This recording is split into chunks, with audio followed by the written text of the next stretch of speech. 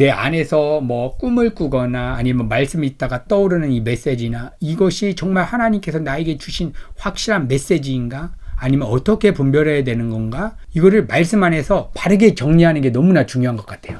분명히 하나님 체험을 주실 수도 있고 경험케도 해주세요. 왜냐하면 성령님이 우리 안에서 역사하시기 때문에. 그런데 성령님을 성경에서 진리의 영이라고 말씀하세요. 그러니까 66권의 성경의 말씀이라고 하는 기준 안에서 내 체험이 해석되어질 때 그때 하나님의 말씀이다 이렇게 우리가 받아들일 수가 있어요. 성령님께서 하시는 사역 중에 가장 주된 사역이 성령의 조명하심이에요. 조명하신다는 거는 캄캄한 방 안에 있어요. 칠흑같이 캄캄해요. 근데 갑자기 전구를 하나 딱 켜면 불이 딱 켜지면서 환하게 보이죠. 우리의 마음 안에 도저히 답이 보이지 않는 상황 가운데 딱 놓여서 이제 어두워서 도저히 보이지가 않아요. 근데 성령께서 말씀을 통해서 딱 비춰주시면 마음 안에서 하나님께서 나와 함께 하신다는 사실이 보여지기 시작하는 거예요. 근데 이게 보여진다고 하니까 어떻게 사람들이 적용하냐면 성령께서 조명해 주시면 재정 문제일 때 딱 새로운 사업 파트너를 딱 만나게 해주신다 이렇게 보여주게 된다는 거예요. 그거는 하나님 보는 게 아니죠. 성령님께서는 하나님을 보게 해주시는 거지 내가 원하는 이 세상의 떡을 보게 해주시는 게 아니에요. 그래서 성령께서 말씀을 확 조명해 주시면 그동안 보이지 않았던 막혀있는 삶의 현장, 사도 바울과 같은 경우에는 자기 안에 있는 그 가시, 사탄의 가시가 성령의 조명하심이 부여지니까 은혜의 선물로 보여지게 되는 거예요. 하나님이 지금 나와 함께 하시고 있고, 그러면 사도 바울이 왜 은혜의 선물로 보여졌냐면 내 몸이 내게 아니고 지금 예수님의 몸에 가시가 있구나라고 인식이 되어지는 거예요. 아브라함한테도 약속을 주셨죠. 너 하늘의 별 봐라, 바다의 모래알 봐라, 네 자손이 이렇게 많게 하겠다. 약속을 주셨어요. 근데 아브라함의 인생의 여정 가운데에서 아브라함이 본 건 없었죠. 모래알처럼 내 자손이 많다고, 별처럼 그렇게 내 자손이 많다고. 지금 아들 이삭도 100세까지 앉아가지고 여종 하갈이랑 미리 앞당겨가지고 이스마엘 낳고 이삭 100세에 낳고, 근데 별처럼 모래알처럼 맞는다고 하면은 언약이 안 이루어진 거잖아요. 이게 어떤 의미가 있을까요? 하나님께서 그럼 약속을 왜 주셨을까요? 이제 여기에 중요한 부분이 있습니다. 신앙에 약속은 구속사가 흐른다고 그랬어요. 이거를 구속사적인 관점으로 연결지어서 받아들이지 않으면 이거는 완전히 왜곡해서 하나님의 말씀으로 받아들이는 것이 아니에요. 설사 하나님이 말씀하셨다 하여도 내가 다르게 받아들이는 거예요. 아브라함한테 하나님께서 자손을 주신다고 한 이유는 하나님의 계획과 비전을 얘기하신 거예요. 네 소유가 아니다, 너 그걸로 기뻐하고 만족하라고 준 게 아니라 나는 너를 통해서 이러한 계획을 이룰 거야. 하나님의 비전을 얘기한 거예요. 프로젝트를. 그럼 하나님의 것이죠. 그러니까 이걸 잘 구분하셔야 됩니다. 하나님의 언약과 계획, 그런 비전과 뜻은 하나님께서 그거를 우리의 마음에 품고 그것으로 기쁨과 만족과 꿈으로 삼으라고 주신 것이 아니라 하나님의 계획을 그냥 얘기해 주신 거예요. 그래서 구분 지을 때는 하나님의 언약과 하나님 자신과 구분 지어야 되는 거예요. 하나님이 나를 구원하신다. 하나님이 날 구원하신다고 하는 구원에만 집착해버리는 거예요. 이렇게 믿는 거예요. 우리는 나를 구원하신다고 하신 하나님이 좋아. 그것을 주신다고 하신 하나님께 마음을 집중하는 거예요. 근데 하나님께 마음을 집중하는 게 구원이니까.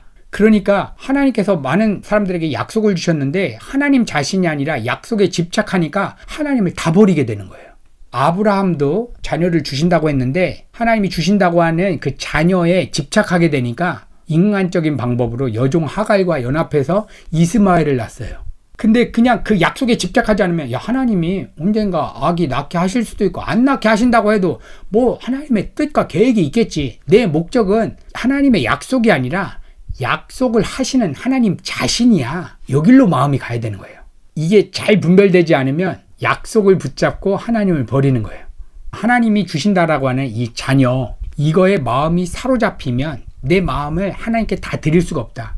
하나님께서 나에게 이렇게 자녀를 주신다고 하지만 자녀를 주시든 안 주시든 하나님 한 분으로 나는 기뻐하는 삶 살아갈 수 있도록 하나님 도와주세요 하는 통로로서 이것을 받아들이는 거예요.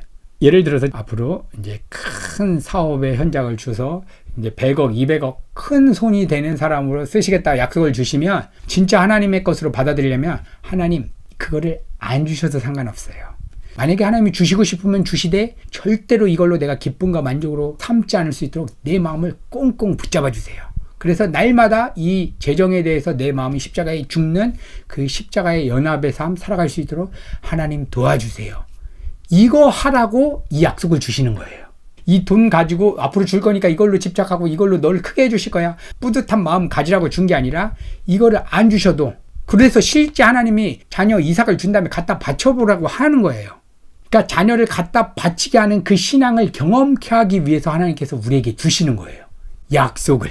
근데 우리는 여태까지 하나님의 약속이라고 했을 때 하나님이 30세 때 너의 인생을 어떻게 그릴 거야, 40세 때 어떻게 이루어갈 거야. 저는 청소년기 때 그거 되게 많이 했거든요. 30대 때 너의 모습을 그려봐, 40세 때 그려봐. 내가 원하고 내가 다른 사람들로부터 칭찬받을 만한 모습으로 그렸어요.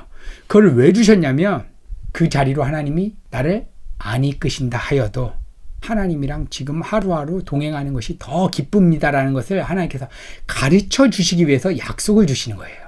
왜냐하면 이 약속 자체, 하나님이 약속을 안 주셔도 하나님이 창조적인 지혜로 이렇게 생겨라, 약속도 하나님이 본인이 안 하시고 다 이루실 수 있어요. 근데 왜 주시냐면 우리에게 가르쳐 주시는 것, 구원의 은혜. 하나님이 주신다라고 하는 이삭보다 나는 하나님을 신뢰합니다. 하나님 안 주셔도 되고 주셔도 돼요. 근데 하나님이 주신다고 했다라고 하면, 주신다라고 하는 그 말씀에 내가 집착하지 않고 내 마음을 하나님께 다 드릴 수 있게 도와주세요. 하나님의 뜻이라면 100세뿐만이 아니라 200세 아니면 1000세가 되어도, 아니 내가 죽어도 내가 죽은 시체에서로부터 생명력이 나올 수도 있는 하나님은 그러한 일을 이루실 수 있는 전능하신 하나님입니다. 이러한 하나님의 주권과 위대함을 찬양하게끔 하기 위해서 약속을 주셨는데, 이거를 안 바라보고 나 중심성으로 딱 바라보니까 어느 날 꿈을 통해서, 어느 날 어떤 부흥을 통해서 내 안에 주어진 마음, 이거를 붙잡고 희망의 형태로 딱 끌어앉은 다음에 하나님 이때 이번 수련회 때 이런 약속 주신다고 하나님 말씀하셨잖아요. 하나님 언제 이루어 주실 겁니까? 이루어 주세요. 내가 걱정하고 내가 고민해. 하나님은 하나님의 계획을 얘기했는데 내가 이제 하나님의 계획도 내 걸로 끌어당겨서 이거는 이제 내 꿈이야 하면서 걱정 염려하는 거예요. 그래서 이 관점에서 본다면 이제 저한테도 하나님께서 여러 가지 마음들을 주신 것 중에 굉장히 많이 정리가 되고 있어요. 아, 내 욕심 안에서 내가 만들어낸 내용들이 이런 것이겠구나. 그 전에는 이것도 분별도 안 돼요. 왜냐면 이 십자가의 구속의 관점이 아니라 내가 원하는 형태로 생각하고 있다가 생각난 것, 이게 하나님의 뜻일 것이라고 정해놨던 거는 내 욕심으로 만들어낸 열매들이다. 그 다음에는 하나님이 진짜 마음에 주신 것들이 있는데 이것 또한 내 마음에서는 하나님이 이루실 것이니까 이건 그냥 믿고 하나님께 마음을 다 드려야 되겠다. 약속을 주신다는 것은 미래에 일어날 일이잖아요. 앞으로 자녀가 줄 것이다. 앞으로 직장이 어떻게 될 것이다. 이런 마음들. 지금이 아니라 미래죠. 미래를 얘기하는 이유가 뭐냐면 지금을 목적으로 이야기하는 거예요. 잘 생각해 보세요. 성경에서 예언이라는 게 있어요. 앞으로 일어날 일들에 대해서 하나님의 말씀을 대언하는 거예요. 뭐라고 대언했냐면 구약에서 이스라엘 백성들의 그 죄악된 모습을 보고 하나님께서 선지자들을 불러서 이렇게 예언하게 시켰어요. 너희들 지금 당장 회개하지 않고 돌이키지 않으면, 하나님께 마음을 돌이키지 않으면 멸망할 것이다. 그러면 약속이 우리나라는 멸망한다. 그러니까 멸망한 것을 믿습니다. 이거 받으라는 게 아니라 지금 어떻게 되냐. 회개하고 지금 돌이켜야 된다 하고 지금 돌이키라고 하는 의미에서 이 예언의 의미가 있는 거죠.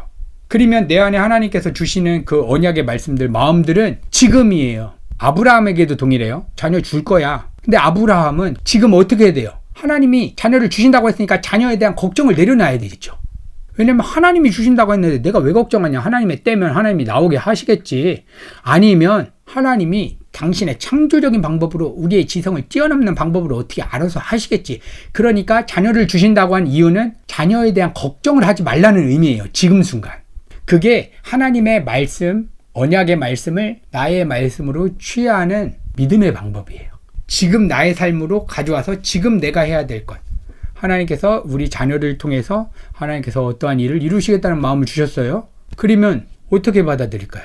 자녀가 정말 바른 신앙 안에 있을 수 있도록 오늘도 이런 말씀들이 조금 더 유익한 말씀들 내가 자녀를 위해서 또 요약하기도 하고 통화도 한번 해서 신앙적인 상태도 점검해 주기도 하고 과정을 가는 거예요. 그 다음에 하나님이 어떻게 이루실지는 그건 아무도 알 수 없어요. 하나님께서 더 어려운 시간을 통과하게끔 하셔서 다른 일을 이루실지 아니면 하나님이 다이렉트로 이루실지 그건 몰라요. 그러니까 그 언약의 의미는 결과가 아니라 과정이다. 결과를 생각하면 그 언약에 집착하게 되고 하나님을 우상시하게 된다. 하나님께서 너에게 복을 줘서 안정된 재정을 부어주시겠다. 결과는 안정된 재정이죠. 과정은 뭘까요? 내가 지금 하루하루 근검절약하고 전기 좀 줄이고 내가 할 수 있는 과정을 하나님께서 재정을 주실 수 있는 사람처럼 성실하게 과정을 가는 거예요. 그 의미에서 부자가 되게 하시겠다라고 마음을 주실 수도 있는 거죠.